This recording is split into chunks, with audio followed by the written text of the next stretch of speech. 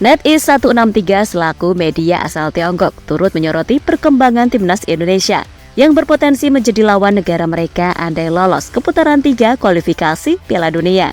Bahkan menariknya, media itu tak segan menyebut komposisi pasukan Garuda saat ini yang memadukan pemain naturalisasi dengan talenta-talenta muda akan menjadikan Indonesia raksasa baru Asia dalam waktu dekat. Sedangkan di balik sorotan itu, media asal Korea Selatan turut mengambil bagian dengan memuji kualitas skuad Indonesia, seraya membandingkannya dengan komposisi punggawa negeri Panda, yang juga diisi banyak pemain naturalisasi. Lantas seperti apa cerita menarik di balik sorotan Tiongkok dan juga Korea yang memuji perkembangan sepak bola Indonesia? Berikut cerita selengkapnya.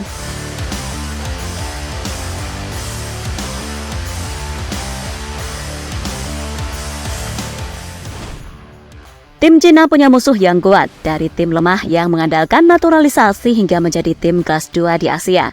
Ya, itulah headline dari berita NetEase 163 yang menggambarkan kondisi sepak bola Indonesia saat ini. Peluang timnas Indonesia yang selangkah lagi menembus babak ketiga kualifikasi Piala Dunia mendapat perhatian dari negara Cina. Pasalnya baik Cina maupun Indonesia sama-sama berpeluang besar lolos ke tahap tersebut, serta diprediksi akan saling berhadapan dalam satu grup nantinya. Lantas hal ini ternyata dikhawatirkan oleh skuad negeri Panda, sebab perkembangan pasukan Garuda saat ini menurut mereka merupakan ancaman bagi negara Asia manapun. Dan untuk itu NetEase, salah satu media terbesar di Tiongkok, secara gamblang mengupas kenaikan kualitas timnas yang begitu signifikan.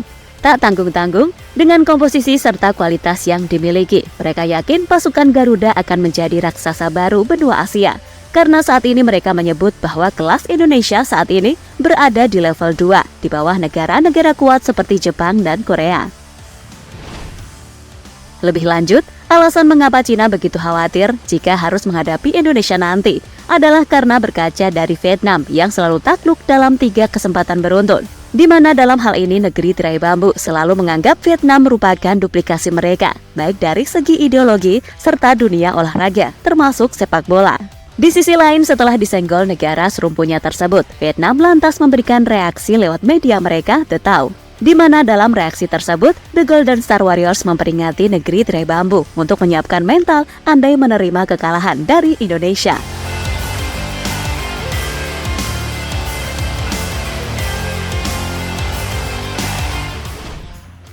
Lantas faktor naturalisasi yang telah disebut menjadi faktor utama perkembangan sepak bola Indonesia turut menjadi perbandingan.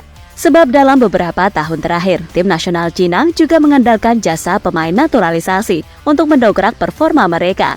Sebut saja Nicolas Harry Yenaris yang merupakan akademi Arsenal, lalu Fernandinho dari Brazil, serta Pedro Delgado yang baru-baru ini dinaturalisasi.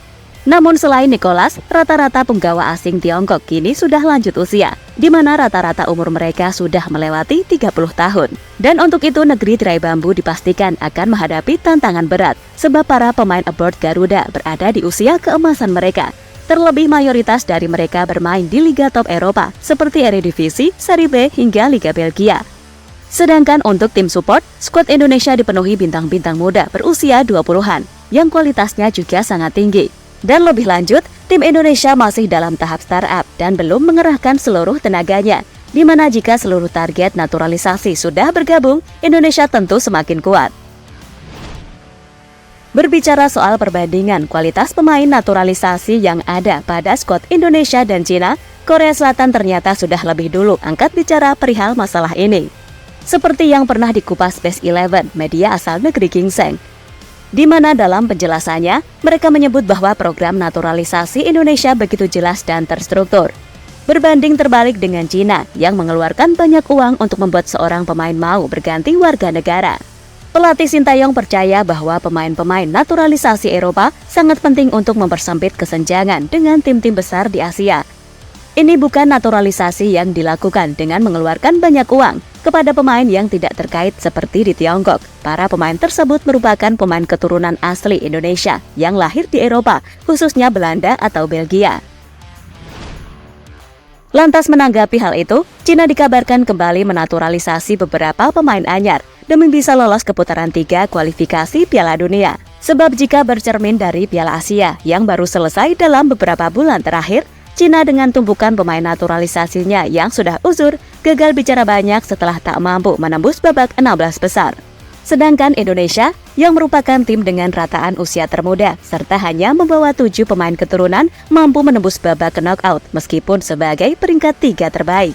Jadi itulah cerita menarik di balik sorotan yang diberikan Cina untuk perkembangan sepak bola Indonesia, di mana andai sama-sama lolos dari putaran 4, kedua tim ini berpotensi akan saling berhadapan dalam sebuah grup pada fase ketiga babak kualifikasi Piala Dunia 2026 zona Asia.